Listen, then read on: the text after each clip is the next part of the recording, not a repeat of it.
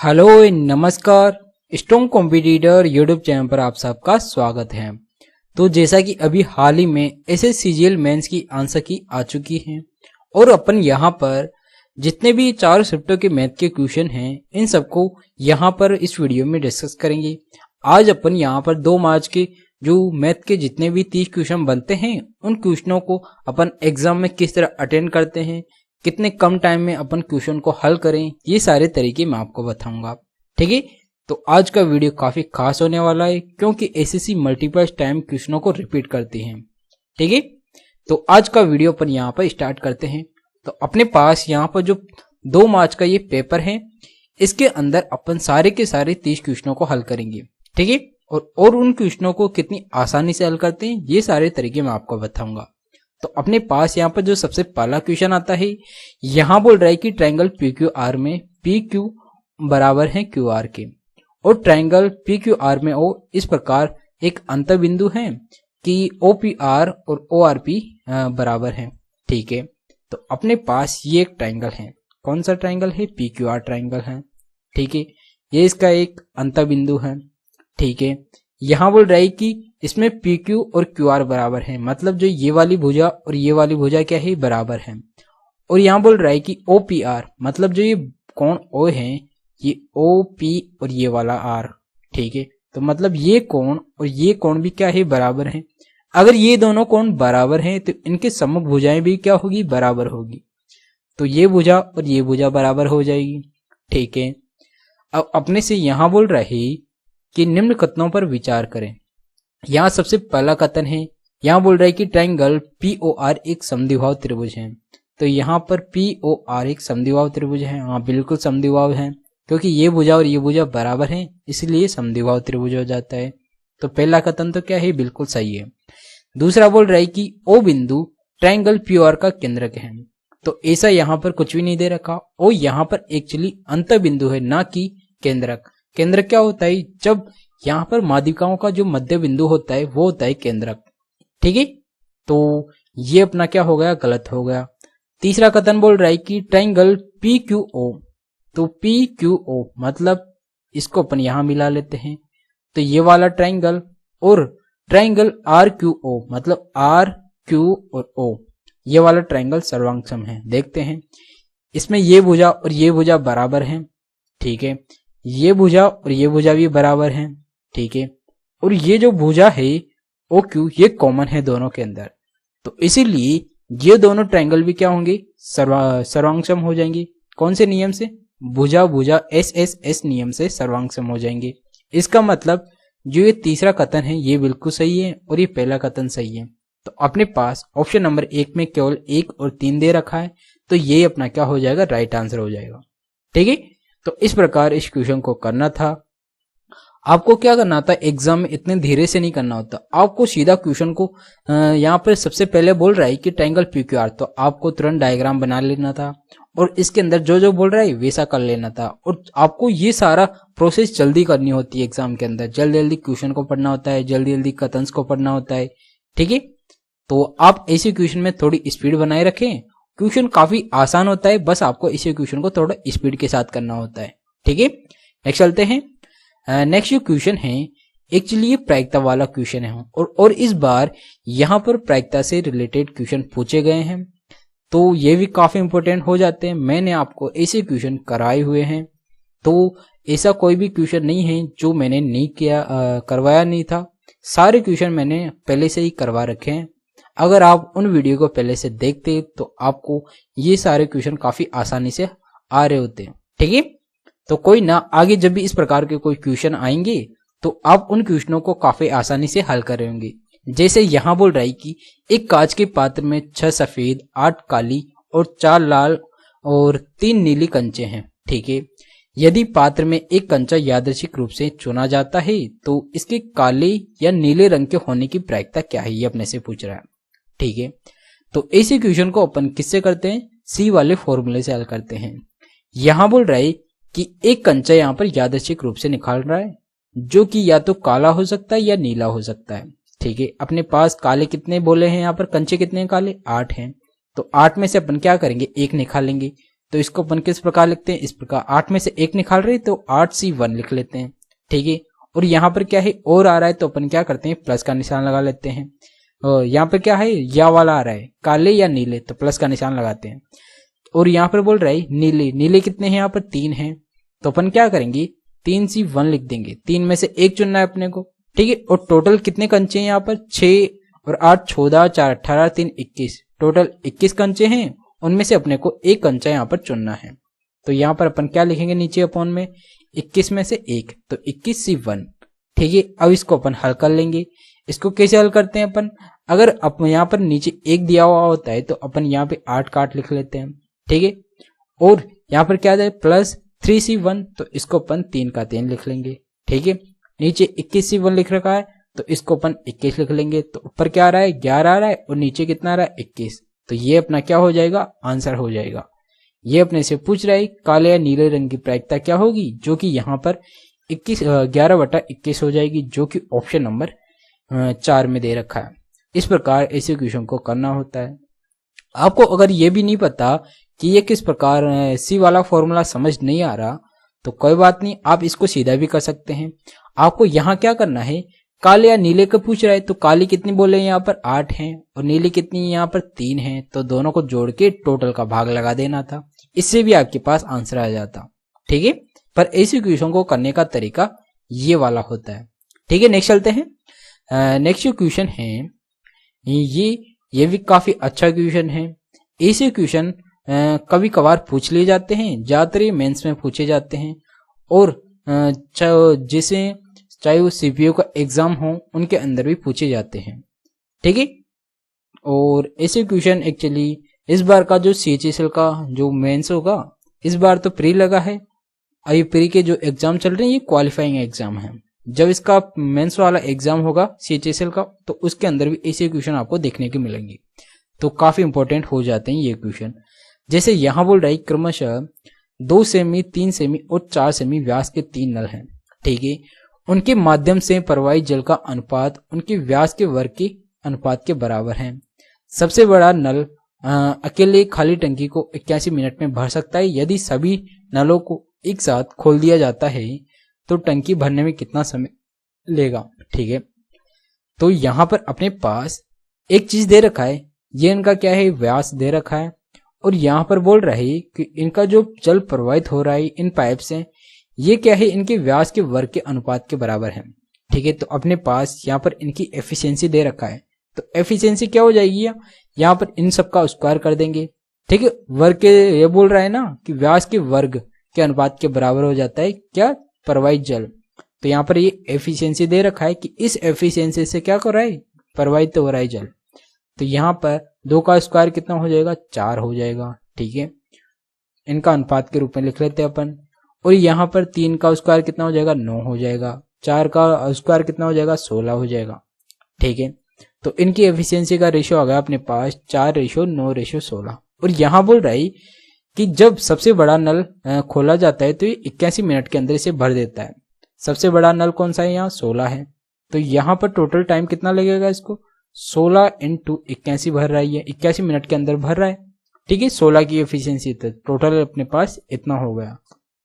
और यहाँ बोल रहा है कि सभी नल अगर एक साथ भरते हैं तो कितना टाइम लगेगा, तो सभी कितने हो रहे हैं यहाँ पर 25 से 4 29, तो 29 का अपन क्या करेंगे यहाँ पर भाग दे देंगे इसके अंदर टोटल के अंदर, ये अपने पास क्या आ जाएगा इन सब का टाइम निकल के आ जाएगा कि इतने टाइम के अंदर सब मिलकर इस टंकी को भर देंगे। तो इसको अपन मल्टीप्लाई किया 16 × 16 हासिल का 1, 16 × 128 और ये होगा 129। ठीक है, इसके अंदर अपन 29 का भाग देंगे तो कितनी बार जा रहा है ये 4 बार जा रहा है एक्चुअली। 29 चौक कितना होता है 116, यहाँ पर कितना आ रहा है 116 आ रहा है, तो 29 में 116 गया तो कितना बचा यहाँ पर बच गया 3, और यहाँ पर कितना बचा 1, 131 नहीं कितना आएगा 16, 29 में से 3, हाँ ठीक है, और यहाँ पर कितना है एक्चुअली यहाँ पर कितना आएगा 16 का 6 आएगा ना कि 1 आएगा, तो यहाँ पर कितना होगा 6, तो यहाँ पर कितना होगा 136 बचा। अब 136 के अंदर फिर से अपन 29 का भाग देंगे तो वही 4 बार जाएगा 116 बार, बचेगा कितना यहाँ पर 20 बच जाएगा, और अपॉन में कितना है यहाँ पर 29। ठीक है, तो ये अपने पास क्या आ जाएगा, टाइम निकल के आ जाएगा, जो कि यहाँ पर ऑप्शन नंबर 4 में दे रखा है। 44 सही 20/29। इतने मिनट के अंदर जो ये तीनों मिलकर क्या करेंगे, इस टंकी को भर देंगे, ये अपने से पूछ रहा है। तो इसका राइट आंसर हो जाएगा अपने पास ऑप्शन नंबर 4। नेक्स्ट चलते हैं। नेक्स्ट जो क्वेश्चन है ये है क्वेश्चन नंबर 4, और इस प्रकार के क्वेश्चन आपको हर एग्जाम के अंदर देखने को मिल जाते हैं, ठीक है। और ऐसे क्वेश्चन में अपन क्या करते हैं, सीधा अपन इनका मान लिखते हैं। तो a प्लस बी का मान कितना हो जाएगा, यहाँ पर tan की वैल्यू √3 कब आती है, 60 डिग्री पे आते हैं, तो a प्लस बी का मान हो जाएगा 60। और tan की वैल्यू में 1/3 कब आती है, तो a माइनस बी का मान हो जाएगा यहाँ पर 30 डिग्री हो जाएगा। इन दोनों को जोड़ेंगे तो अपने पास 2a हो जाएगा, ये कितना होगा 90, तो a की वैल्यू कितनी हो जाएगी 45। तो a का मान यहाँ रख देंगे, कहीं पर भी रख देंगे, तो यहाँ से b की वैल्यू कितनी आ जाएगी 45, इधर गया तो b की वैल्यू 15 हो जाएगी, जो कि यहाँ पर ऑप्शन नंबर 4 में दे रखा है। 45 और 15 इनके मान ही अपने से पूछ रहा है कि a और b के मान कितने होंगे। तो इस प्रकार करके आपको तुरंत आगे बढ़ जाना था। इसी क्वेश्चन में अपन एक्चुअली वर्बली भी हल कर सकते हैं। आपको ऐसे क्वेश्चन में पेन उठाने की जरूरत भी नहीं होती, आपको सीधा पता होना चाहिए कि ये मान क्या होता है, ये 60 डिग्री पे होता है और ये 30 डिग्री पे होता है। यहाँ पर अपने पास इनके इंडिविजुअली मान पूछ रहे हैं, तो एक बार तो दोनों को जोड़ देंगे और आधा कर देंगे, एक बार दोनों को घटा देंगे, आधा कर देंगे, ठीक है। यहाँ पर कितना है 60 नहीं है 30 है, ठीक है। तो इस प्रकार अपने पास इनका मान निकल के आ जाता है। नेक्स्ट चलते हैं। नेक्स्ट जो क्वेश्चन है ये है क्वेश्चन नंबर 5। यहां बोल रहा है कि एक वृत्त चतुर्भुज एबीसीडी की चारों भुजाओं को स्पर्श करता है, ठीक है। तो यहां पर एक वृत्त है, ठीक है।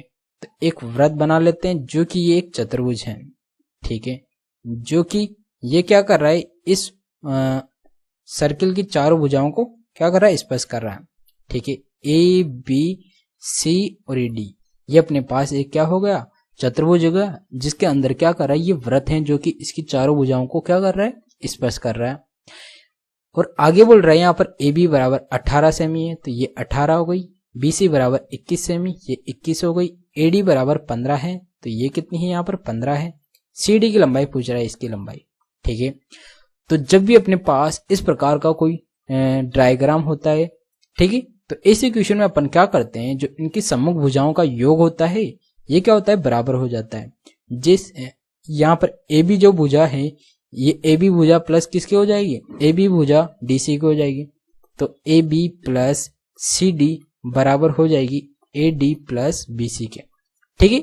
इनका मान अपन यहां से रख देंगे, ए बी कितना है 18, सी डी का मान अपने को ज्ञात करना है, ए डी कितना है यहाँ पर 15 है, बी सी कितना है यहाँ पर 21 है। तो इन दोनों को जोड़ा तो कितना आ रहा है, ये 36 आ रहा है। इधर 18 को इधर भेज देंगे, माइनस हो जाएगा, तो सी डी की वैल्यू अपने पास यहाँ से निकल के आ जाएगी, कितनी आएगी, ये 18 आएगी। और ये अपने से पूछ रहा है कि सी डी का लंबाई कितनी होगी, सी डी की लंबाई हो जाएगी यहाँ पर 18 सेंटीमीटर, जो कि ऑप्शन नंबर 1 में दे रखा है, ठीक है। तो इस प्रकार आपको ये क्वेश्चन करना होता है। अगर आपको ये पता है तो आप इनको सीधा तुरंत हल कर सकते हैं। आपको इन दोनों को जोड़ के इसको घटा देना था, तो आपके पास इसका मान आ जाता, ठीक है। तो ऐसे क्वेश्चनों को आपको सीधा करना होता है, इतना कोई करने की जरूरत नहीं होती एग्जाम में। आपको एग्जाम में डायग्राम बना के इनके अंदर मान रखना होता है, और आपको पता होना चाहिए कि सम्मुख भुजाओं का जो योग होता है ये क्या होता है, इस भुजा का और इस भुजा का जो योग होता है ये इन इधर वाली भुजा और इधर वाली भुजाओं के जो योग होता है इनके बराबर हो जाता है, ठीक है। ये चीज आपको ध्यान रखना है। नेक्स्ट चलते हैं। नेक्स्ट जो क्वेश्चन है ये है क्वेश्चन नंबर 6। यहां बोल रहा है कि संख्या दे रखी है, निम्न में से किससे विभाजित है। तो अपन यहाँ पे देखेंगे 5 से विभाजित नहीं हो सकती। क्यों? क्योंकि लास्ट का अंक या तो 0 होना चाहिए या 5 होना चाहिए, तभी ये 5 से विभाजित होती है। 12 का भाग देके देखें, 12 का भाग जाएगा क्या, 12 का भाग इसके अंदर मतलब 3 का भाग भी जाना चाहिए, तो 3 का भाग देके देख लेते हैं। तो 7 और 5 12 इसमें जाएगा, और यहाँ पर कितना 6 2 8, तो इनके अंकों का योग में 3 का भाग नहीं जा रहा, इसका मतलब इसके अंदर 12 का भाग भी नहीं जाएगा, तो ये भी अपना आंसर नहीं होगा। 8 का जा रहा है क्या, लास्ट के 3 अंक के अंदर भाग देके देख लेते हैं। तो 8 8 1 8 और 36, 8 का भाग नहीं जा रहा है इसके अंदर, ठीक है। तो इसका मतलब ये भी नहीं होगा। 4 का भाग देके देखते हैं लास्ट में, 4 दूना 8 बचा कितना 3, 4 नाम 36, मतलब इसी का अपने पास भाग जा रहा है।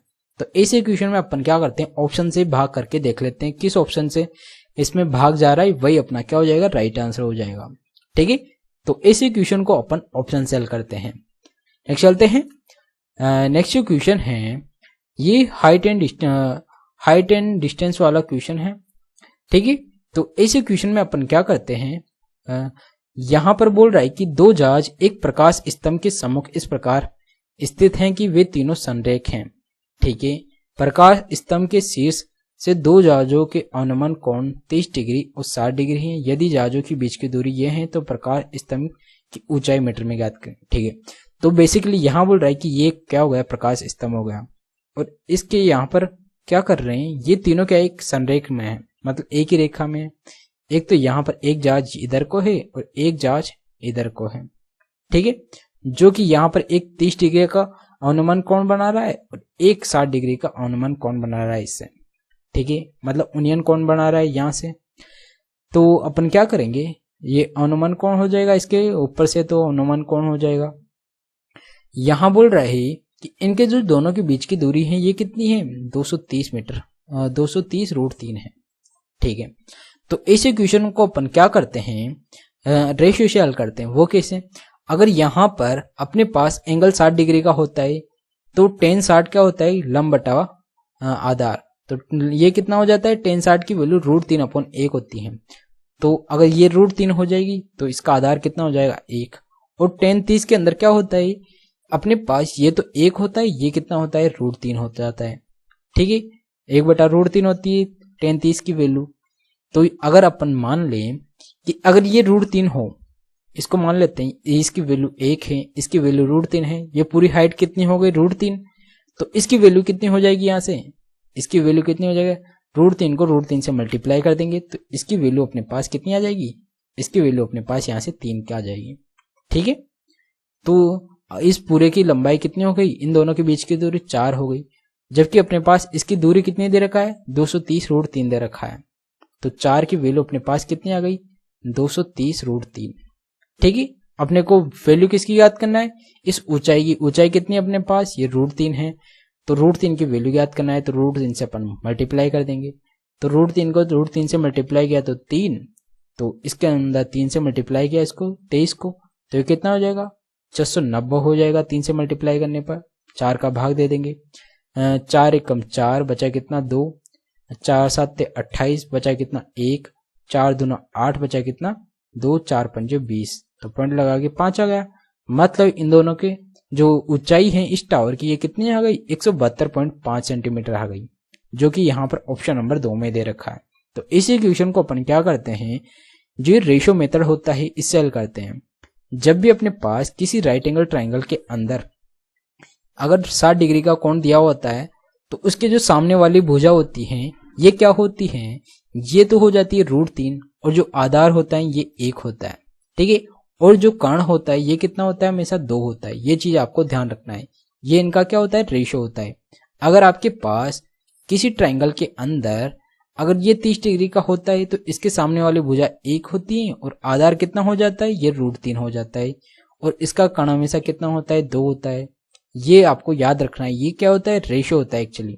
ठीक है, और अगर आपके पास किसी राइट एंगल ट्राइंगल के अंदर अगर ये कोण 45 होता है तो ये और ये भुजा लंब और आधार का जो रेशियो होता है ये एक्चुअली बराबर होता है, और जो कर्ण होता है ये √2 गुना हो जाता है। ठीक है, ये चीज आपको ध्यान रखना है। इसी का प्रयोग अपन ने इस क्वेश्चन में किया है। यहाँ पर क्या हो रहा है, अगर ये 60 डिग्री का कोण है तो लंब कितना हो जाएगा, √3 हो जाएगा। तो यहाँ पर भी कितना था, √3 था। ठीक है, और इधर 30 डिग्री है तो ये कितना हो गया, 1 हो गया, और यहाँ पर कितना होता है, √3। तो अगर अपन इसकी हाइट को अपन √3 मान लेते हैं तो ये कितना हो जाएगा, 3 हो जाएगा। तो यहाँ पर इन दोनों के बीच की टोटल दूरी कितनी हो गई, 3 और 1 4 हो गई। इसकी वैल्यू अपने पास ये दे रखा है 230√3। तो अपने को यहाँ पर ओनली इस √3 का मान ज्ञात करना होता है, अपन √3 से मल्टीप्लाई कर देते हैं, तो अपने को सिर्फ इतना ही हल करना होता है। ठीक है, इसमें अपने पास आंसर निकल गया जाता है। तो ये हो गया इस ऐसे क्वेश्चन को हल करने का तरीका। तो आपको ये तीनों रेशियो याद रखना है ताकि इन फ्यूचर कोई भी एग्जाम हो तो आप ऐसे क्वेश्चन को तुरंत रेशियो से करके तुरंत आगे बढ़ सकें। ठीक है, ये ऐसे तरीके होते हैं ताकि आपकी जो स्पीड है वो बूस्ट हो सके। ठीक है, नेक्स्ट चलते हैं। नेक्स्ट जो क्वेश्चन है ये है एलजेब्रा का क्वेश्चन, जो कि हर एग्जाम के अंदर इस पैटर्न पर क्वेश्चन पूछा जाता है। यहाँ बोल रहा है कि x प्लस 1/x की वैल्यू 4 है, तो इसके स्क्वायर की वैल्यू कितनी होगी? तो अपन इसका स्क्वायर -2 कर देंगे। 16 - 2 किया तो कितना आ रहा है? 14 आता है, जो कि ऑप्शन नंबर 4 में दे रखा है। नेक्स्ट चलते हैं। नेक्स्ट जो क्वेश्चन है ये है क्वेश्चन नंबर 9। यहाँ बोल रहा है कि दो संख्याएं तीसरी संख्या से क्रमशः 10% और 20% अधिक 25% अधिक है, उन दोनों संख्याओं का अनुपात क्या है, ये अपने से पूछ रहा है। तो अपन मान लेते हैं कि जो तीसरी संख्या है वो कितनी है? 100 है। ये हो गई दूसरी और ये हो गई पहली। तो जो तीसरी संख्या से पहली और दूसरी संख्या कितनी है? 10% और 25% अधिक है। तो पहली संख्या 10% अधिक है तो ये कितनी हो जाएगी? 110 हो जाएगी। और ये 125 है तो ये कितनी हो जाएगी? 125 हो जाएगी। ठीक है, तीसरी संख्या से ये अधिक है ना। अब अपन क्या करेंगे, अपने पास पूछ रहा है उन दोनों संख्याओं का, मतलब पहली संख्या और दूसरी संख्या का अनुपात पूछ रहा है। ये 5 से कट रही है, इसका हो जाएगा 22 और ये 5 से कट रही है तो 25। इन दोनों का रेशियो कितना आ रहा है? यहाँ पर 22:25 आ रहा है। ये अपने से पूछ रहा है कि दोनों संख्याओं का अनुपात कितना होगा, जो कि यहाँ पर ऑप्शन नंबर 2 में दे रखा है। ठीक है, तो इस प्रकार करके आपको तुरंत आगे बढ़ जाना था। आगे भी फ्यूचर में जो भी एग्जाम होगा ऐसे क्वेश्चन पूछे जाते हैं, इसीलिए मैं आपको ये क्वेश्चन करा रहा हूँ, ताकि इन फ्यूचर जब भी कोई इस प्रकार के क्वेश्चन आएंगे ताकि आप इन क्वेश्चनों को काफी आसानी से हल कर रहे होंगे। ठीक है, नेक्स्ट चलते हैं। नेक्स्ट जो क्वेश्चन है ये है क्वेश्चन नंबर 10 और ये काफी अच्छा क्वेश्चन है रेशियो का। ऐसे क्वेश्चन आपको हर एग्जाम में देखने को मिल जाते हैं। ठीक है, यहां बोल रहा है कि दो कर्मचारियों को आय का अनुपात यहाँ पर 7:4 दे रखा है, उनके व्यय का अनुपात 3:1 दे रखा है। यदि उनमें से प्रत्येक की जो बचत है ये कितनी है? यहाँ पर 4,800 रुपये प्रति माह है। ठीक है, उनके मासिक आय का योग ज्ञात करें, ये अपने से पूछ रहा है। तो ऐसे क्वेश्चन को अपन क्या करते हैं, जो इनकम है इनका रेशियो कितना दे रखा है? 7:4 दे रखा है। इनके जो एक्सपेंडिचर है इनका रेशियो अपने पास दे रखा है 3:1 दे रखा है। और इनकी जो दोनों की बचतें कितनी है? 4,800 है। ठीक है, तो ऐसे क्वेश्चन में अपन क्या करते हैं, एक बार तो अपन क्या करते हैं, इन दोनों को मल्टीप्लाई कर देंगे, 7 एकम 7, और एक बार इन दोनों को मल्टीप्लाई करेंगे 3 चौक 12। 7 और 12 का डिफरेंस कितना होता है? 5, तो इसको अपन लिख लेंगे 5x। ठीक है, और इन दोनों का मल्टीपल करेंगे एक बार, 3 को 48 से मल्टीप्लाई किया और 1 को 800 से मल्टीप्लाई किया, और इनका ले लेंगे अपन डिफरेंस। तो डिफरेंस कितना आएगा? इसका दुगुना आएगा जस्ट। ठीक है, तो 5x की वैल्यू हो जाएगी वो अपने पास, ये कितना हो जाएगा? इसका जस्ट दुगुना। ठीक है, तो 5 की वैल्यू अगर ये है तो x की वैल्यू कितनी हो जाएगी? यहाँ पर x की वैल्यू हो जाएगी अपन सीधा अपन इसको काटेंगे 20 को इससे मल्टीप्लाई किया, 6 दूनी 12 और दिन 18 1 19, तो 1920 हो जाएगी x की वैल्यू। अपने पास पूछ क्या रहा है? इनकी मासिक आय, इनका योग पूछ रहा है, तो 7 और 4 11, तो इसको अपन 11 से मल्टीप्लाई कर देंगे। 1 की वैल्यू ये है तो 11 की वैल्यू ये हो जाएगी। 11 से मल्टीप्लाई किया तो कितना आ जाएगा? 0, 11 दूनी 22 का 2 हासिल का 2, 11 99 और 2 101 हासिल का 10, 11 और 10 कितना होता है? 21 होता है। ठीक है, तो यहाँ पर कितना आ रहा है? 21,120 आ रहा है इनका योग, जो कि यहाँ पर ऑप्शन नंबर 1 में दे भी रखा है। तो आप सीधा इस प्रकार करके तुरंत आगे बढ़ सकते हैं। मैंने आपको ये काफी अच्छा तरीका बताया और इसी तरीके से अपन क्वेश्चन को काफी आसानी से हल करके तुरंत आगे बढ़ जाते हैं। ऐसे तरीके में ना तो आपको ज्यादा कैलकुलेशन करनी होती है, ना कोई ज्यादा लफड़ा होता है। ठीक है, अपन काफी आसानी से ऐसे क्वेश्चन को हल करके तुरंत आगे बढ़ जाते हैं। ठीक है, नेक्स्ट चलते हैं। नेक्स्ट जो क्वेश्चन है ये है क्वेश्चन नंबर 11। यहाँ बोल रहा है कि यदि किसी गोले की त्रिज्या 50% कम कर दी जाए तो उसका पृष्ठीय क्षेत्रफल कितने प्रतिशत कम होगा? ठीक है, तो यहाँ पर त्रिज्या कमी हो रही है, तो अपन मान लेते हैं कि स्टार्टिंग में उसका पृष्ठीय क्षेत्रफल कितना है? 100 था। ठीक है, अब उसके अंदर त्रिज्या क्या होती है? स्क्वायर के अंदर होती है तो 2 बार कम होगी। 50 कम हो रही है, इसका मतलब 52% ही रह गई ये 100 के अंदर से। ठीक है, तो ये कितनी रह गई? 52%। 2 बार त्रिज्या कितनी होती है? 2 बार आती है इसके अंदर क्षेत्रफल के अंदर, तो अपन 2 बार कम करेंगे यहाँ पर, तो 2 0 से 2 0 कट जाएगी और इसका स्क्वायर करेंगे। 52 का स्क्वायर कितना हो जाएगा अपने पास? ये हो जाएगा 0 4 5 25 5 दूना 10, 20 जोड़ा इसके अंदर 4072। तो ये होगा अपने पास 52 का स्क्वायर। तो 52 के स्क्वायर के अंदर अपन इस 100 का भाग देना है, तो अपने पास यहाँ पर कितना आएगा 27.4। ठीक है, 27.04 आ रहा है। तो यहाँ से अपने पास कितने की कमी हो रही है इसके अंदर, यही तो पूछ रहा है इसके पृष्ठीय क्षेत्र में कितने प्रतिशत की कमी होगी। तो इनका अपन क्या ले लेंगे, डिफरेंस ले लेंगे। 100 में से इसको घटाया तो कितना आएगा 6, और यहाँ पर कितना आएगा, यहाँ पर 9 आ जाएगा, और यहाँ पर 9 में 7 गया तो 2, और 9 में से 2 गया तो 7। तो 72.96% की क्या होगी यहाँ पर कमी होगी, जो कि ऑप्शन नंबर 2 में दे रखा है। ठीक है, तो ये अपने से पूछ रहा है कितने परसेंट की कमी होगी, तो 72.96% की यहाँ पर कमी होगी अगर उसकी त्रिज्या में 48% की कमी कर दी जाए तो। ठीक है, तो इस प्रकार करके आपको तुरंत आगे बढ़ जाना था। नेक्स्ट चलते हैं। नेक्स्ट जो क्वेश्चन है ये है क्वेश्चन नंबर 12।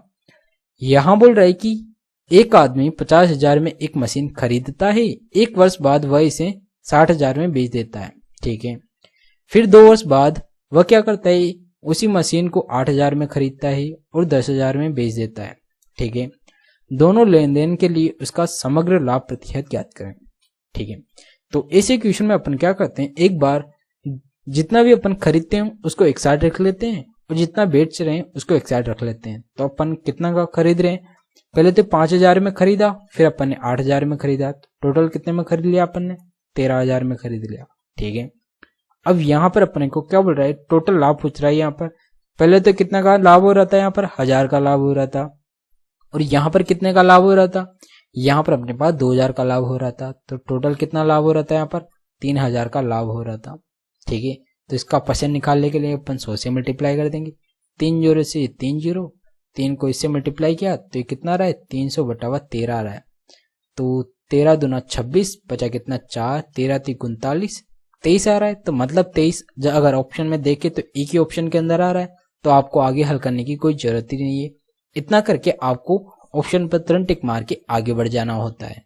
आपको एग्जाम में पूरा हल नहीं करना होता, आपको ऑप्शन को देखना होता है, और जितना अपने को हल करने में अगर ऑप्शन मिल रहा है, थोड़ा सा भी हिंट मिल रही है, तो आपको पूरा क्वेश्चन को हल करने की कोई जरूरत नहीं है, उस पर तुरंत टिक मार के आगे बढ़ सकते हैं। क्योंकि आपको एग्जाम में टाइम मैनेज करना होता है, और वो कैसे करते हैं अपन, इसी प्रकार क्वेश्चन को अपन ऑप्शंस की मदद से हल करते हैं, और उतना ही हल करते हैं ताकि अपने को ऑप्शन में पता चल जाए कि कौन सा ऑप्शन अपना राइट आंसर होगा। ठीक है, तो आपको इसको आगे हल करने की कोई जरूरत नहीं है, इतना करके आपको तुरंत आगे बढ़ जाना होता है। नेक्स्ट चलते हैं। नेक्स्ट जो क्वेश्चन है ये है क्वेश्चन नंबर 13। यहाँ बोल रहा है कि एक आदमी शांत जल में 10 किलोमीटर प्रति घंटे की चाल से नाव चला सकता है।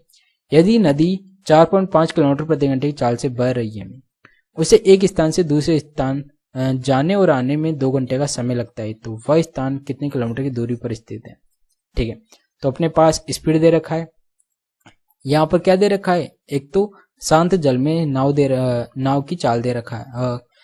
शांत जल में क्या बोल रहा है, आदमी की चाल दे रखा है, मतलब x की वैल्यू दे रखा है यहाँ पर 10 किलोमीटर प्रति घंटा, और यहाँ पर धारा की चाल दे रखा है, मतलब फाई की चाल दे रखा है, ये कितनी है 4.5 किलोमीटर प्रति घंटा है। ठीक है, तो अपन यहाँ क्या करेंगे, अपने पास इनकी स्पीड दे दिया, टाइम दे दिया, तो अपन डिस्टेंस निकाल लेते हैं। डिस्टेंस का फॉर्मूला क्या हो जाता है, s1 into h2 अपॉन क्या होता है, s1 प्लस h2, और यहाँ पर क्या हो जाता है इनटू टाइम। ठीक है, इस फॉर्मूले से अपन यहाँ पर मान रख देंगे s1 h2, यहाँ पर कितना हो गया 10 into 5.5 अपॉन, यहाँ पर 10.5 है ना, हाँ 10 पॉइंट कितना है यहाँ पर, एक्चुअली 10 ही है, 10 किलोमीटर है ना, तो यहाँ पर कितना है 10 है। ठीक है, और यहाँ पे क्या दे रहेगा 2 घंटे, और अपॉन में इन दोनों को अपन क्या करेंगे जोड़ेंगे, तो कितना हो जाएगा अपने पास, ये हो जाएगा अपने पास 15.5 हो जाएगा। ठीक है, इनटू 2 घंटे दे रखा है, तो ये हो गया 2, ये अपने पास डिस्टेंस निकल के आ जाएगी। तो अपने पास ये डिस्टेंस निकल के आएगी ना, हाँ, तो ये क्या हो जाएगा, नहीं एक्चुअली ये क्या होता है, ये अपने पास व्यक्ति और धारा की चाल दे रखा है, और ये जो स्पीड होती है ये क्या होती है, ये तो हो जाती है अपने पास डाउन स्ट्रीम की स्पीड और अप स्ट्रीम की स्पीड। मतलब अपने पास डाउन स्ट्रीम कितनी हो जाएगी डाउन स्ट्रीम की स्पीड ये हो जाएगी अपने पास 10 और 4.5 को जोड़ेंगे तो अपने पास ये हो जाएगी 14.5। ठीक है, और अप स्ट्रीम की जो स्पीड होती है ये कितनी हो जाएगी, इन दोनों का डिफरेंस हो जाता है, तो ये कितना आएगा अपने पास, ये हो जाएगा 5.5। ये स्पीड यहाँ पर ये वाली होती है S1 और S2, तो इन दोनों को अपन यहाँ रख देते हैं, तो 14.5 इंटू 5.5। ठीक है, और दोनों को जोड़ा तो कितना आ रहा है 20 इंटू 2 किया, ये अपने पास क्या हो जाएगी, डिस्टेंस आ जाएगी। तो 2 से काटा, ये 2 बार 0 बच गया, तो इसको इससे मल्टीप्लाई किया तो 25 का 5 हासिल का 2, 5 का 20 और 2 22 का 2 हासिल का 2, 5 और 2 7 हो जाएगा। ठीक है, ये हो जाएगा 5 2 7, तो कितना आ रहा है ये 5 7 9 और 2, और यहाँ पर अपने को क्या करना है, 2 के बाद पॉइंट और 10 का भाग लगाना है, मतलब 3 के बाद पॉइंट आएगा। तो यहाँ पर जो आंसर आ रहा है, डिस्टेंस आ रही है लगभग कितनी आ रही है, 7.79 के लगभग आ रही है यार, 98 के बदले आ रही है, तो जो कि यहाँ पर ऑप्शन नंबर 3 में दे रखा है, तो ये अपना क्या हो जाएगा, राइट आंसर हो जाएगा। तो आपको एग्जाम में इस तरह आपको लिखना नहीं है, आपको सीधा इसके अंदर मान रखना है, आपको सिर्फ इतना ही करना है और इसको हल करना होता है एग्जाम में। आपको पता होना चाहिए कि ये क्या दे रखा है, डाउन स्ट्रीम की स्पीड आप सीधा निकाल सकते हैं, अप स्ट्रीम की स्पीड आप सीधा निकाल सकते हैं। ठीक है, तो आपको सीधा निकाल कर इसके अंदर मान रखना होता है, आपको सीधा मान को इसको हल करना है, बाकी आपको इतना लिखने की कोई जरूरत नहीं होती एग्जाम में। ठीक है, नेक्स्ट चलते हैं। नेक्स्ट जो क्वेश्चन है ये है क्वेश्चन नंबर 14, और यहाँ बोल रहा है कि निम्न में m के किस मान के लिए निकाई 17x प्लस my प्लस 102 बराबर 0 और 23x प्लस 299y प्लस 138 के असंख्य हल प्राप्त होते हैं। ठीक है, तो असंख्य हल कब प्राप्त होती हैं, जब दो रेखाएं एक दूसरे के क्या होती हैं, एक दूसरे के ऊपर होती हैं। मतलब ये क्या हो रहा है, एक रेखा ये है और एक रेखा क्या होगी, जस्ट इसके ऊपर होगी।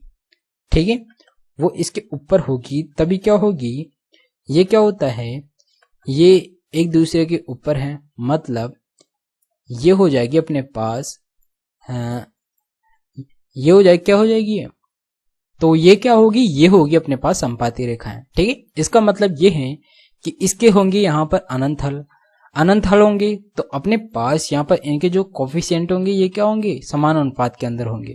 ठीक है, तो x का जो कोफिशिएंट है कितना 17 और यहाँ पर x का कोफिशिएंट कितना है 23, तो इसका अनुपात, और यहाँ पर y का कोफिशिएंट क्या है m है, और इधर y का कोफिशिएंट कितना है 299, तो इनका जो रेशियो होगा ये क्या होगा, बराबर होगा। तो इससे अपन यहाँ पर m की वैल्यू निकाल लेंगे। तो यहाँ पर 23 से कट रहा है ये कितनी बार, 23 एकम 23 बचा कितना 6, 23 तिया 69। ठीक है, 13 को 17 से मल्टीप्लाई किया तो 17 × 51 का 1 हासिल का 5, 17 और 5 22, तो मतलब m की वैल्यू कितनी आ गई यहाँ पर 221 आ गई, जो कि ऑप्शन नंबर 3 में दे रखा है। ठीक है, तो जब दो रेखाएं संपाती होती हैं तो उनके क्या होते हैं, अनंत हल होती हैं, मतलब एक दूसरे के ऊपर होती हैं। ठीक है, और जब दो रेखाएं एक दूसरे को काटती हैं तो उसका केवल एक हल होता है, और जब दो रेखाएं एक दूसरे के समांतर होती हैं तो वहां पर एक भी हल नहीं होता है। ये चीज आपको ध्यान रखना है। ठीक है, नेक्स्ट चलते हैं।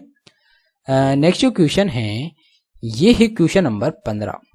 यहां बोल रहा है कि ABC ने किसी निश्चित निवेश किए तथा उनकी कालावधि का अनुपात यहाँ पर 3:2:7 है।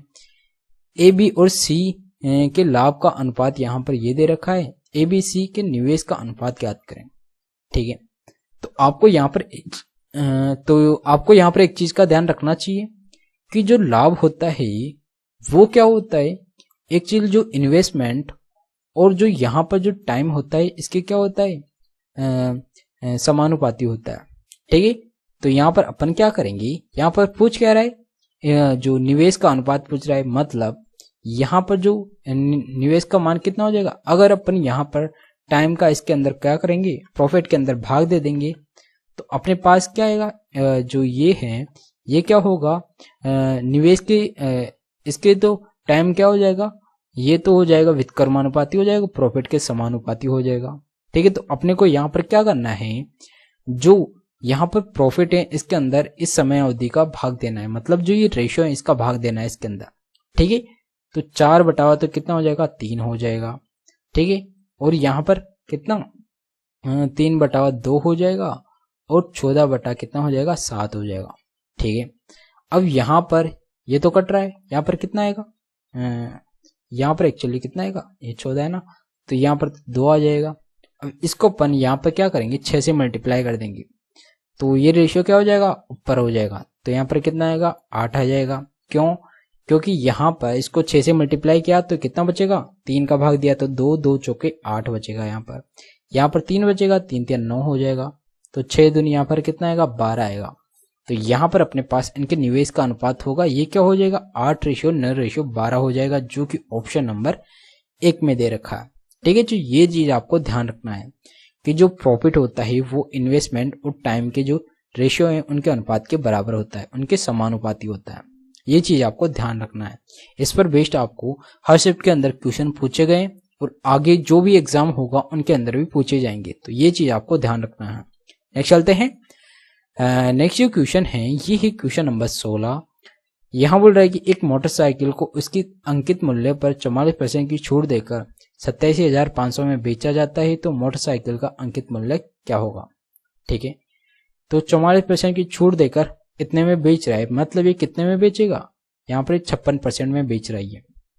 ठीक है, तो 56% की वैल्यू कितनी हो जाएगी, यहाँ पर 87,500 हो गई। तो अपने को यहाँ पर 100% की वैल्यू पूछ रही है, तो 7 से काटा इसको, 7 8 56, 7 एकम 7, 7 दूनी 14, 7 पंजे 35, 2 0।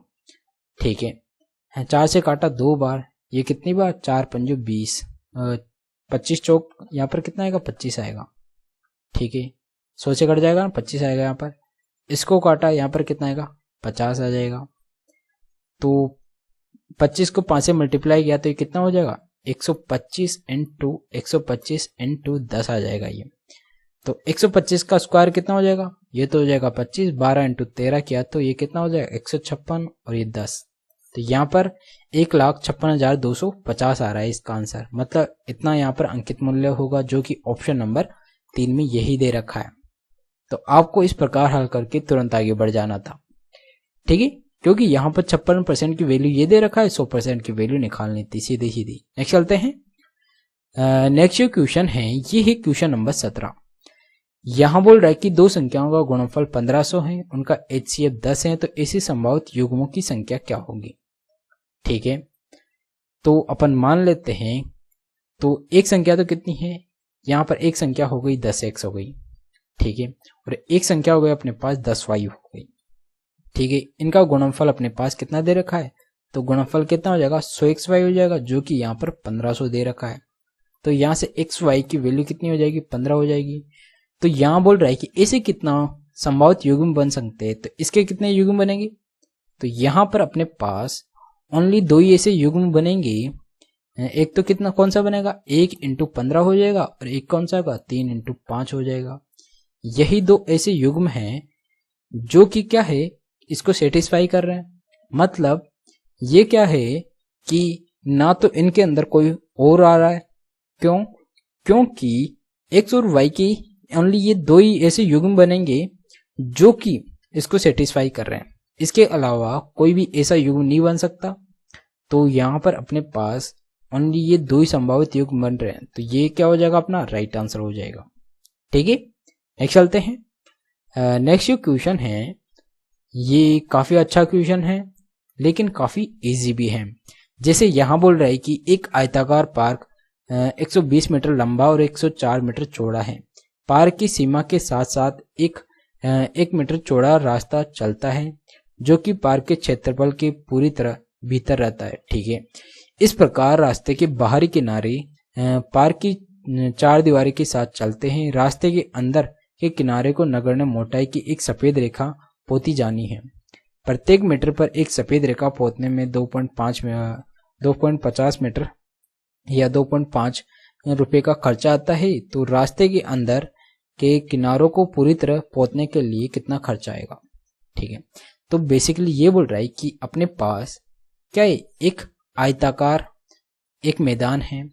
ठीक है, जो कि 120 मीटर लंबा है और 104 मीटर क्या है, चौड़ा है, और इसके भीतर 1 मीटर चौड़ाई के अंदर, ठीक है, ये अपने पास ये 1 मीटर हो गई और इधर भी 1 मीटर हो गई। तो ये तो कितना हो जाएगा यहाँ पर 1 मीटर इधर 1 मीटर इधर, तो यहाँ पर हो जाएगी 118 मीटर रह जाएगा ये तो, ठीक है। और इसकी जो ये चौड़ाई है ये कितनी रह जाएगी, ये 104 थी, तो एक इधर चल जाएगी, एक इधर चल जाएगी, तो ये कितनी बचेगी 102 ही बचेगी ये, ठीक है, यहाँ से लेकर यहाँ तक, ठीक है। अपने पास बोल रहा है कि जो ये रास्ता है इसके जो ये अंदर वाली जो दीवार है इस पर एक क्या कर रहा है, सफेद पट्टी पोत रहा है, तो इसका खर्चा बताना है अपने को।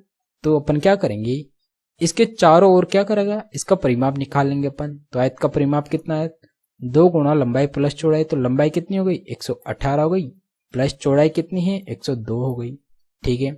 और इसको खर्चा कितना आ रहा है, इसको पोतने पर 2.5 का खर्चा आ रहा है। 2 को इससे मल्टीप्लाई किया तो ये तो 5 हो गया, इन दोनों को जोड़ा तो ये कितना आ रहा है 220 आ रहा है ये, ठीक है। इनटू 5 से मल्टीप्लाई किया तो कितना आ रहा है 22 पंजो 110, तो ये आ रहा है अपने पास 1100 रुपये। 1100 रुपये का यहाँ पर क्या आ रहा है, खर्चा आ रहा है, जो कि यहाँ पर ऑप्शन नंबर 1 में दे रखा है। तो आपको बस इतना ही करना था।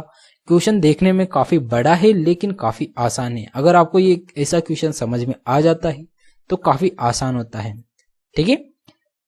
तो ये था, काफी अच्छा क्वेश्चन है। नेक्स्ट चलते हैं। नेक्स्ट जो क्वेश्चन है ये है क्वेश्चन नंबर 19। यहाँ बोल रहा है कि एक टोकरी में 350 अंडे हैं, यदि 50% अंडे सड़े हुए हैं तो कितने अंडे बेचे जाने चाहिए, ठीक है। तो 12% सड़े हुए हैं तो 88% ही बेचेगा ही, तो अपन 88% की वैल्यू निकाल लेंगे। तो 350 का 88%, ठीक है। 1 0 से 1 0, 5 से 2 बार, 5 से 7 बार, 2 से कितनी बार 44 बार, 44 को 7 से मल्टीप्लाई किया, 7 चौक 28 का 8 हासिल का 2, ये कितना हो जाएगा 30 हो जाएगा। तो 308 अंडे ही बचेंगे, जो कि यहाँ पर ऑप्शन नंबर 1 में दे रखा है। तो इस प्रकार ये क्वेश्चन करना था और तुरंत आगे बढ़ जाना था, ठीक है। नेक्स्ट चलते हैं। नेक्स्ट जो क्वेश्चन है ये है क्वेश्चन नंबर 20। यहाँ बोल रहा है कि 3 वर्ष में 8000 रुपए पर 2 बैंकों के साधारण ब्याज का अंतर यहाँ पर 800 रुपए है। यदि 2 बैंकों में ब्याज की प्रति वर्ष दर R1 तथा R2 है तो इनका डिफरेंस अपने से पूछ रहा है, ठीक है। सिंपल इंटरेस्ट है, तो अपने पास यहाँ पर 800 रुपये ब्याज है, कितने पर 8000 पर, किस दर से, यहाँ पर 3 वर्ष का दर अपने पास, इनका डिफरेंस पूछ रहा है।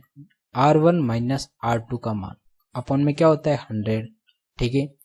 2 0 से ये 2 0 कट गई, 8 से 8 कट गया, 1 0 से 1 0, यहाँ पर 10 इधर आया, 10 बटा हुआ है 3, तो इनका डिफरेंस कितना हो जाएगा R1 माइनस R2, तो ये जगह 3 से 1 बटा हुआ 3% हो जाएगा इनका डिफरेंस, जो कि ऑप्शन नंबर 3 में दे रखा है, ठीक है। तो सीधा आपको इस प्रकार करके तुरंत आगे बढ़ जाना था। नेक्स्ट चलते हैं। नेक्स्ट जो क्वेश्चन है ये है क्वेश्चन नंबर 21 और यहां बोल रहा है कि प्रथम 5 प्राकृतिक संख्याओं के घनों का औसत ज्ञात करें, ठीक है। तो आपको यहां पर एक चीज का पता होना चाहिए कि जो इन प्राकृतिक संख्याओं के घनों का जो योग होता है उसका एक फॉर्मूला होता है, वो क्या होता है n प्लस 1/2, और इसका क्या करना होता है अपने को होल स्क्वायर करना होता है। ये अपने पास n प्राकृत संख्याओं के घनों का योग हो जाता है, ठीक है। तो यहाँ पर संख्या कितनी है 5 संख्या है, तो n की वैल्यू कितनी हो गई 5 हो गई। ये 5 इंटू ये कितना हो जाएगा 5 प्लस 1 है, मतलब ये हो जाएगा 6/2, और इसका क्या करना है अपने को स्क्वायर करना है सीधा सीधा, ठीक है। तो ये इसको भाग 3 15 का स्क्वायर कितना हो जाएगा, ये हो जाएगा 225 हो जाएगा। और संख्या कितनी है 5 है, तो इसका एवरेज निकालने के लिए अपन क्या करेंगे 5 का भाग दे देंगे, तो ये कितना आ रहा है यहाँ पर 45 आ रहा है। तो एवरेज कितना आ रहा है 45, जो कि ऑप्शन नंबर 3 में दे रखा है। आपको यहाँ पर 5 का भाग देना भूलना नहीं है, क्योंकि अपने को यहाँ पर पूछ क्या रहा है औसत पूछ रहा है। अगर इनका योग पूछता तो अपने पास कितना आता 225 आता, और इनका एवरेज पूछ रहा है तो अपन ने क्या किया 5 का भाग और दे दिया, तो अपने पास एवरेज निकल के आ रहा है 45। तो इस प्रकार इक्वेशन करना था। छोटी छोटी गलतियां अपन को एग्जाम में हो जाती हैं, पर आपको क्वेश्चन को ध्यान से देखना होता है, ठीक है, ताकि आप जब भी इस प्रकार का कोई क्वेश्चन आएगा तो आप अगर छोटी छोटी गलतियां ध्यान रखेंगे तो आगे इन फ्यूचर कोई सा भी एग्जाम हो उनमें आप गलतियां नहीं करेंगे, ठीक है। नेक्स्ट चलते हैं। तो नेक्स्ट क्वेश्चन है ये है क्वेश्चन नंबर 22। यहाँ बोल रहा है कि दिए गए व्यंजन का मान हल करें। ये किसका स्क्वायर है, तो इसे अपन क्या करेंगे, इसका होल स्क्वायर निकालने के लिए जो अंडररूट है इसका मान कैसे निकालेंगे, लास्ट का अंक और जो पहले दो अंक है इनको देखते हैं अपन। जो लास्ट का यूनिट डिजिट है ये किस किस के स्क्वायर के अंदर आता है, एक तो ये 1 के स्क्वायर के अंदर आता है और एक 9 के स्क्वायर के अंदर आता है, ठीक है। और जो ये प्रथम डिजिट है, प्रथम दो डिजिट है, ये किसका स्क्वायर है, ये 4 का स्क्वायर है। तो मतलब अपने पास 40 वाली लाइन होगी जिसके अंदर इसका स्क्वायर रूट होगा, ठीक है। तो अगर यहाँ पर 49 करेंगे तो ये लगभग किसके बराबर आना चाहिए, ये 2500 के थोड़ा कम होना चाहिए 2500 से, जबकि ये 1600 है, मतलब ये 40 के बराबर होगा, मतलब यहाँ पर 1 होगा, ठीक है। तो 41 का क्या है, ये स्क्वायर है, तभी तो क्या होगा, ये किसका अंडररूट बनेगा, 41 का बनेगा। 41 में अगर 8 जोड़ देंगे अपन तो ये क्या हो रहा है, ये अपने पास 49 हो रहा है, जिसका अंडररूट कितना होता है, ये हो जाता है 7, जो कि ऑप्शन नंबर 2 में दे रखा है, ठीक है। तो आपको इस इक्वेशन में क्या करना होता है, आपको यूनिट डिजिट और जो स्टार्टिंग के 2 डिजिट है इनको देखना होता है। अगर यहाँ पर 17 होता तो भी आपको 4 ही लेते। आपको यहाँ पे क्या करना होता है, या तो 16 से बड़ी संख्या और 25 से छोटी संख्या लेनी होती है। तो यहाँ पर कौन सा स्क्वायर रूट आता है, 4 का स्क्वायर होता है, जो कि 16 से बड़ा है, मतलब 16 के लगभग आता है, ठीक है। और 25 से 5 के स्क्वायर से छोटा है, इसका मतलब अपने को 4 ही लेना होगा। यहाँ पर 4 का स्क्वायर कितना होता है, 16 होता है। तो ऐसे इक्वेशन में आप ध्यान रखें। नेक्स्ट चलते हैं। नेक्स्ट इक्वेशन है, इसको अपने को हल करना है। और इस इक्वेशन में अपन क्या करते हैं, सबसे पहले अपन छोटा वाला ब्रैकेट हल करते हैं। तो ये क्या हो रहा है, माइनस का 13 माइनस का 12 प्लस का 25, तो ये तो हो गया अपने पास टोटल 0, ठीक है। अब माइनस का 56, ठीक है, यहाँ पर कितना बचा, माइनस का 56, और यहाँ पर कितना है, माइनस का 40। तो माइनस का 40, तो पहले अपन क्या करेंगे, इसको हल करेंगे, इस वाले ब्रैकेट को हल करेंगे। तो माइनस का 56 और प्लस का 40, तो यहाँ पर कितना रह जाएगा, माइनस का 16 रह जाएगा। और इस माइनस को अपन अगर इस 16 से मल्टीप्लाई करेंगे तो ये किसका हो जाएगा, प्लस का 16 हो जाएगा। और इधर क्या है 30, तो ये कितना हो रहा है, ये हो जाएगा अपने पास 46 हो जाएगा, जो कि यहाँ पर ऑप्शन नंबर 1 में दे रखा है। तो आपको इस इक्वेशन में एक चीज का ध्यान रखना होता है, सबसे पहले अपन छोटा ब्रैकेट हल करते हैं, फिर उसके बाद मझला ब्रैकेट हल करते हैं, फिर अपन बड़ा ब्रैकेट हल करते हैं, ठीक है। नेक्स्ट चलते हैं। नेक्स्ट इक्वेशन है, ये है इक्वेशन नंबर 24, और यहां बोल रहा है कि निम्न संख्याओं के अंकगणितीय समांतर माध्य क्या होगा। तो अपन यहां क्या करते हैं, जो 20 है इसको मान लेते हैं कि ये माध्य है। तो ये कितना है, +3 अधिक है, ये -3 अधिक है, ये कितना है, ये -1 अधिक है, और ये प्लस का 1 अधिक है। तो मतलब इससे तो ये कट जाएगा और -3 से +3 कट जाएगा। तो अपने पास जो 20 हैं यही क्या हो जाएगा, इनका माध्य हो जाएगा, जो कि ऑप्शन नंबर 4 में दे भी रखा है। या आप इन सबको जोड़ के 5 का भाग देकर भी निकाल सकते हैं, ठीक है। नेक्स्ट चलते हैं। नेक्स्ट क्वेश्चन है ट्रिग्नोमेट्री का क्वेश्चन है। यहाँ बोल रहा है कि sin 25 sin 65 cos 25 और cos 65 का मान क्या होगा, ठीक है। तो यहाँ अपन क्या करेंगे, एक्चुअली इसको अपन बदल देंगे किसके अंदर, sin a cos b cos a sin b के अंदर बदल देंगे, ठीक है। सीधा फॉर्मूला है ये। तो ये क्या फॉर्मूला है, या तो अपन इसको sin 25, इसको अपन क्या लिख सकते हैं, cos 25 लिख सकते हैं, ठीक है। तो इसको अपन क्या लिख लेंगे, इसको लिख लेंगे cos 25 माइनस, ये तो क्या है cos 25 है, और इसको अपन क्या लिख सकते हैं, sin 25 लिख सकते हैं, ठीक है। तो ये हो जाएगा अपने पास sin 25 हो जाएगा। अब ये किसका फॉर्मूला बन रहा है, sin a माइनस बी का फॉर्मूला बन रहा है। तो ये हो जाएगा sin a कितना है यहाँ पर 25 है, b भी कितना है यहाँ पर 25 है। तो ये कितना हो गया sin 0, sin 0 का मान कितना होता है, 0 होता है, जो कि ऑप्शन नंबर 2 में दे रखा है, ठीक है। तो सीधा आपको इस प्रकार हल करने था। नेक्स्ट चलते हैं। नेक्स्ट जो क्वेश्चन है ये है क्वेश्चन नंबर 26, और यहाँ बोल रहा है यदि ब्याज अर्धवार्षिक रूप से चक्रवृद्धि होता है, ठीक है, तो 8000 की राशि पर 20% वार्षिक की दर से 1 वर्ष का चक्रवृद्धि ब्याज ज्ञात करें, ठीक है। तो यहाँ पर दर कितनी है, 20%। तो अर्धवार्षिक रूप से पूछ रहा है तो दर कितनी हो जाएगी, यहाँ पर 10% हो जाएगी। और वर्ष टाइम कितना है, 1 है, तो टाइम यहाँ पर कितना हो जाएगा, 2 ईयर हो जाएगा। तो अपन 2 साल के अपन क्या करते हैं, अर्धवार्षिक चक्रवृद्धि पूछ रहा है तो इसका अपन सीधा अपन क्या करेंगे, सक्सेसिव निकाल के दर निकाल लेंगे 2 साल की, तो दर कितनी हो जाएगी अपने पास, दर आ जाएगी 21%। तो अपने को सीधा 8,000 का 21% निकालना है।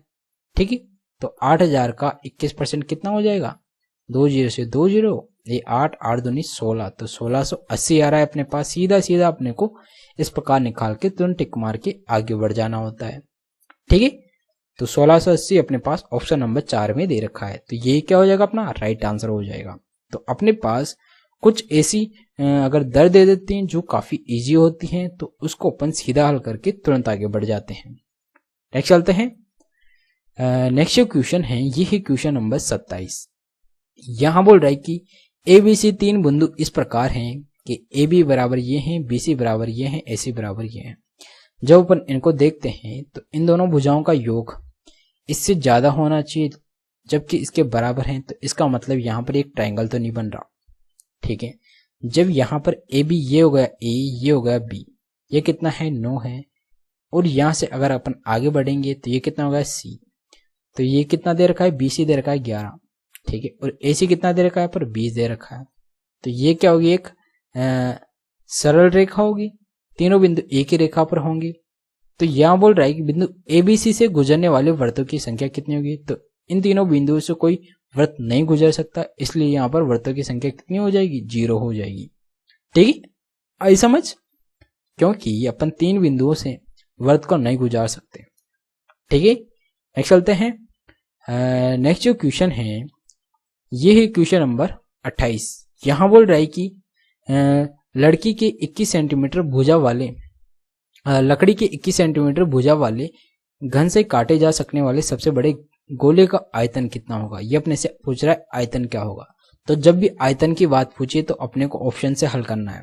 तो ऐसे क्वेश्चन में अपन क्या करते हैं, ऐसे क्वेश्चन अगर ऑप्शन पॉइंट के अंदर नहीं है तो अपने पास और भी अच्छी बात है, सीधे आपको क्या करना होता है 11 का भाग दे देना होता है और ऑप्शन चेक कर लेने होते हैं 11 का भाग देके।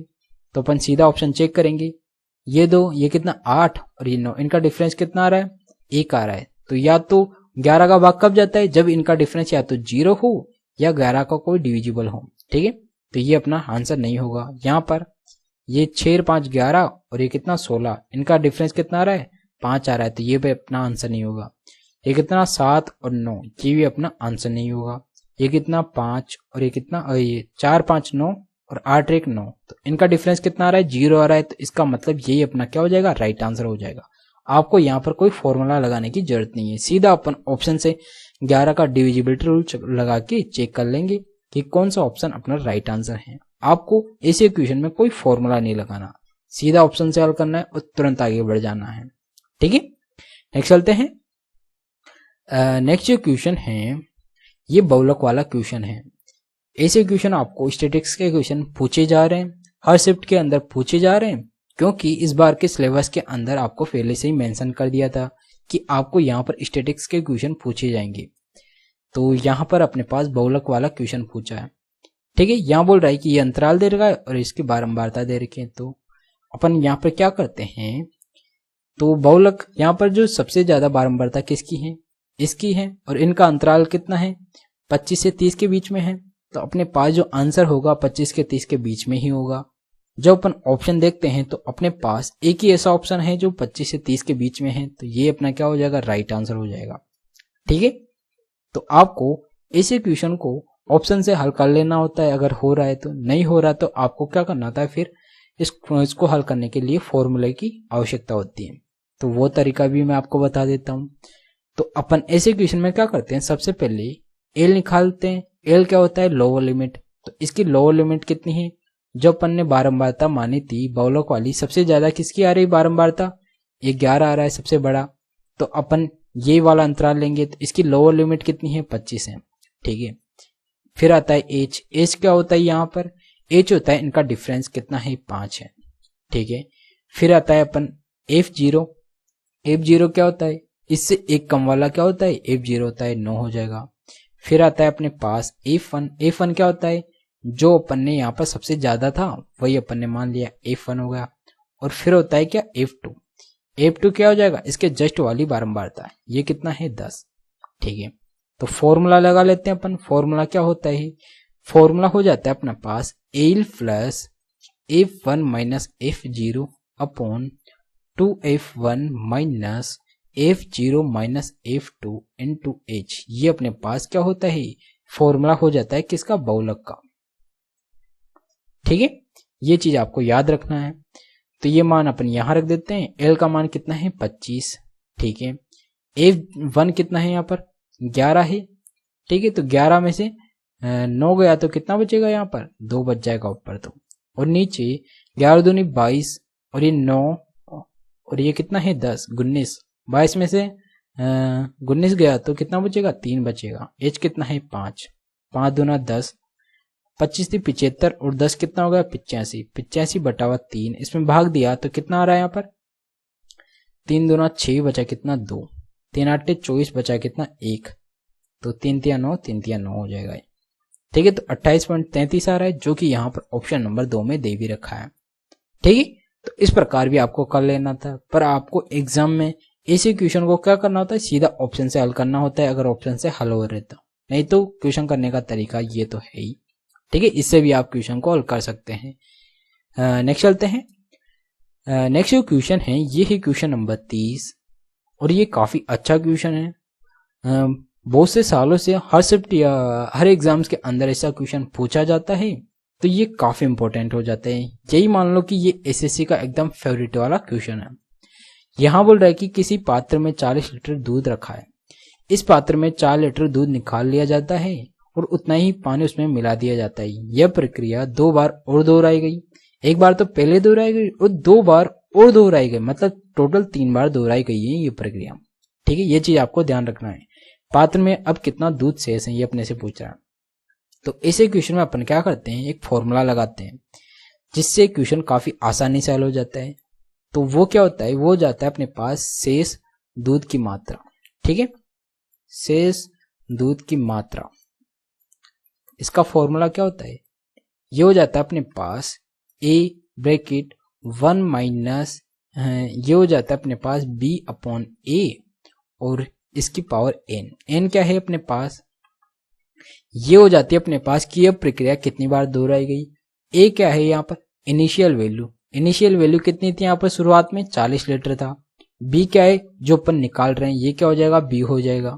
ठीक है, तो ये मान अपन यहाँ रख देते हैं, तो ये तो हो जाएगा 40 और 1 माइनस ये कितना है 4, A कितना है 40 और इसकी पावर कितनी है 3। टोटल कितनी बार दोहराई गई ये प्रक्रिया, 2 बार तो यहाँ और 1 बार पहले दोहराई गई, तो 3 बार दोहराए हैं। तो अपन इसको हल कर लेते हैं, 4 एकम 4 और ये कितनी बार 10, 10 में से 1 गया 9, तो यहाँ पर कितना 40 इंटू 9 का क्यूब कितना हो जाएगा ऊपर, ये हो जाएगा 729 हो जाएगा, और 10 का क्यूब कितना हो जाएगा 1000। 10 से 10 4 से इसको मल्टीप्लाई किया, 4 नाम 36 का 6 हासिल का 3, 4 दूना 8 और 3 11 का 1 हासिल का 1, 28 रे कितना हो जाएगा 29, और 100 का भाग दिया इसके अंदर, तो ये कितना हो जाएगा 29.16 लीटर आ रहा है। तो यहाँ पर जो शेष दूध है ये कितना रह जाएगा, 29.16 लीटर यहाँ पर शेष रह जाएगा, जो कि यहाँ पर ऑप्शन नंबर 2 में दे भी रखा है। तो इस प्रकार आपको ये क्वेश्चन कर लेना था। आपको ये फॉर्मूला आपको पता होना चाहिए, तभी आप इस क्वेश्चन को मात्र 10 सेकंड के अंदर हल कर पाएंगे। इस प्रकार हल करते हैं तो आपका जो क्वेश्चन है काफी जल्दी और काफी आसानी से हल हो जाता है। ठीक है, तो ये तरीका आप ध्यान रखें। तो ये थे आज के 30 क्वेश्चन। आई होप आपको ये वीडियो अच्छा लगा होगा, ये जो मैंने क्वेश्चंस बताए वो तरीका भी आपको अच्छा लगा होगा। तो अगर आपको ये वीडियो अच्छा लगा तो आप वीडियो को लाइक कर दीजिएगा, और अगर आपने अभी तक चैनल को सब्सक्राइब नहीं किया तो आप चैनल को सब्सक्राइब भी कर दीजिएगा, क्योंकि मैं आपके लिए वो सारे क्वेश्चंस अच्छे क्वेश्चंस लाता हूं, और उन क्वेश्चनों को अपन एग्जाम में किस तरह अटेंड करें ये तरीका भी मैं आपको बताता हूं। तो इसके लिए आपको कुछ नहीं करना, बस आपको नीचे राइट कॉर्नर पर रेड बटन है उसको दबा देना है। ठीक है, तो आगे इन फ्यूचर जब भी मैं कोई वीडियो आपको डालूं तो आपके पास आसानी से आ सके। ठीक है, तो आज के लिए इतना ही, तो मिलते हैं एक और नए वीडियो के साथ। So guys, thank you.